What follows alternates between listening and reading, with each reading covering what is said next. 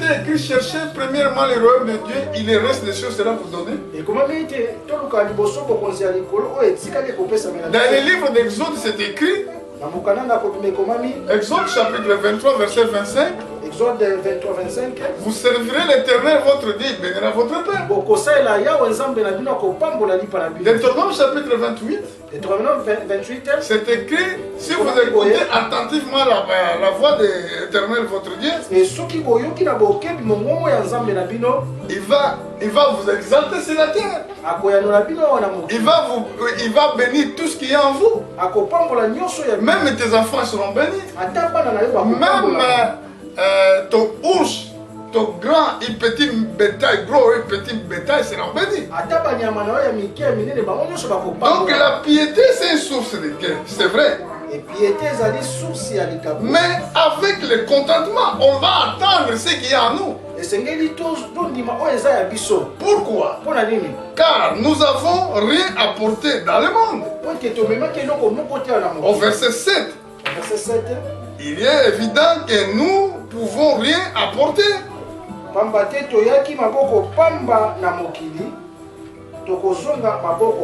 Voyez-vous cela? Est-ce que quelqu'un qui a ramené l'argent ici quand il est né?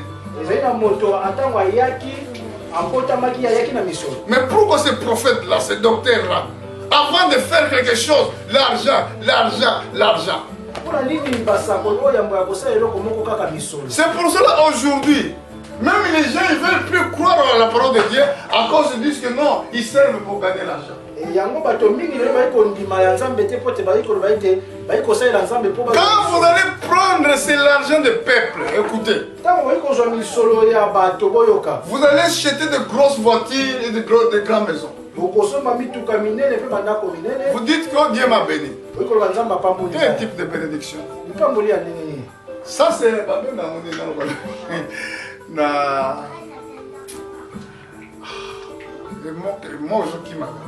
donc ce n'est pas la bénédiction de Dieu ça. Ça c'est malhonnête.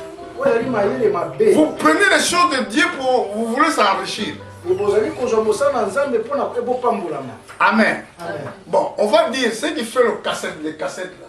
Oh, je veux faire mon album. Le but pourquoi? Vous voulez gagner l'argent. Il va vendre cet album-là pour gagner l'argent. Il y a des autres même. Comme il voulait voir beaucoup de l'argent, il va contacter le monde des ténèbres afin qu'il soit célèbre. Amen. Ils sont nombreux. Alléluia. À cause de l'argent. Mais écoutez la parole de Dieu. Car nous n'avons rien apporté dans le monde. Il est évident que nous ne pouvons rien apporter. Écoutez verset 8. Si donc nous avons la nourriture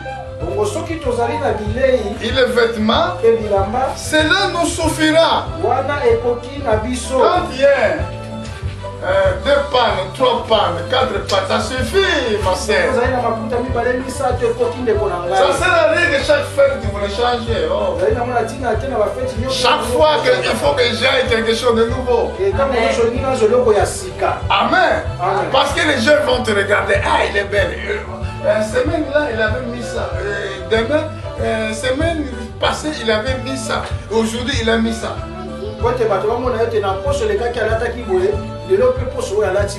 Amen. Écoutez, il y a des gens qui se comportent comme ça. Et suivez l'apôtre Paul, ça pas moi, suivez l'apôtre Paul selon les conseils qu'il a donnés à l'église.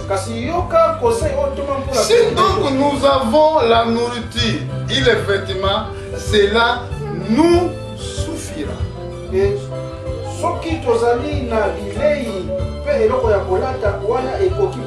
Mais ceux qui veulent s'enrichir tombent dans la tentation, dans la piège et dans les beaucoup de désirs insensés, pernicieuses qui plongent les hommes dans les ruines et la perdition.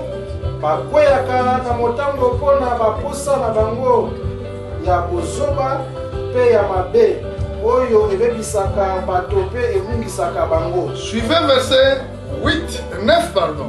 Verset 9. Mais ceux qui veulent s'enrichir.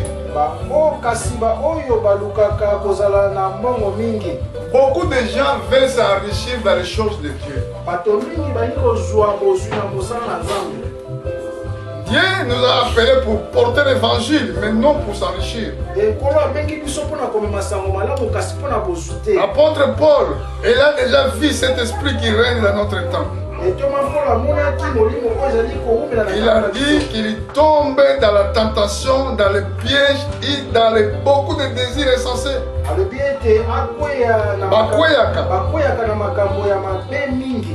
Amen.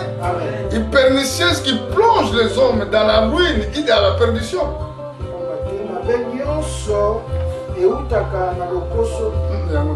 Donc quand les gens veulent s'enrichir, sachez-le qu'ils cherchent le chemin de l'enfer. Principalement quand vous le faites dans le nom de Jésus-Christ. Ce n'est pas lui qui t'a envoyé de faire ça. Mais toi, avec tes désirs pernicieux, tu voulais être riche. Car au verset 10 c'est écrit: car l'amour de l'argent est racine de tous les maux. Ezali mosisa ya mabe nyonso. Amen. Quelqu'un a été possédé. Voilà, l'amour de l'argent est une possession. Possession, possession, quelqu'un qui est possédé. Non, parce que ça veut dire un pouvoir maléfique qui domine sur quelqu'un. Se sont égarés loin de la foi. Ils sont égarés loin de la foi. Ils se sont jetés elles-mêmes dans le bien des tourments. Mais écoutez au verset 11. Pour toi, homme de Dieu. Amen. Suivez bien. Pour toi, homme de Dieu. Fuis ces choses. Recherche la justice, la piété, la foi, la charité, la patience et la douceur.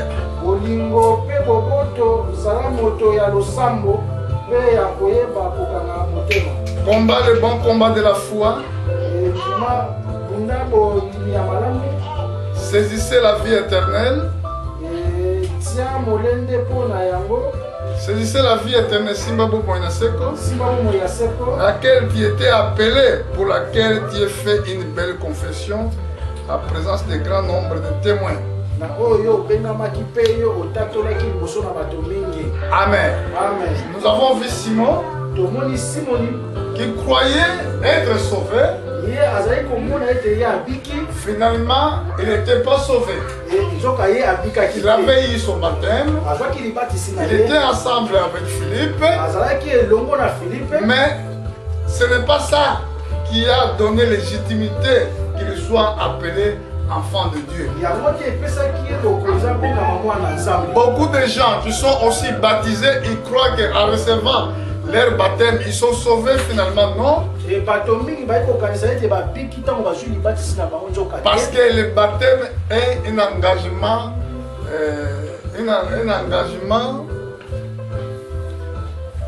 un engagement sacré. Je vais le lire bien comme j'avais dit ça tout à l'heure.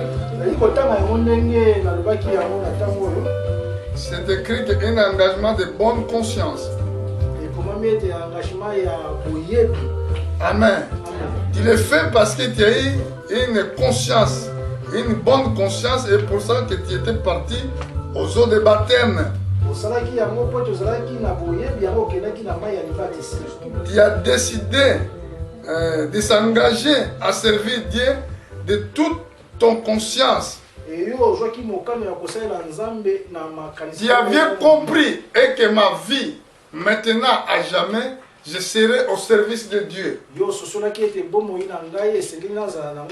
Qui a pris un engagement solennel de dire qu'à partir d'aujourd'hui, je vais suivre le Seigneur Jésus-Christ. Et c'est là qui confirme le baptême que tu as eu. Mais tu ne prends pas baptême seulement pour jouer et demain tu continues à vivre même vie que tu avais avant.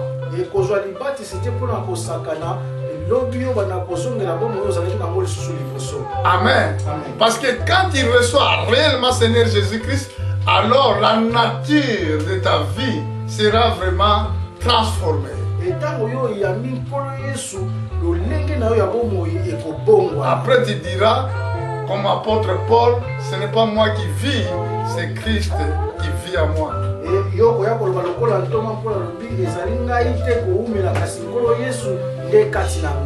Amen. Pour aujourd'hui, nous sommes arrivés à la fin de notre enseignement de nouvelle naissance. Que Dieu vous bénisse. Nous revenons dimanche prochain pour parler encore une fois du Seigneur. Que Dieu vous bénisse.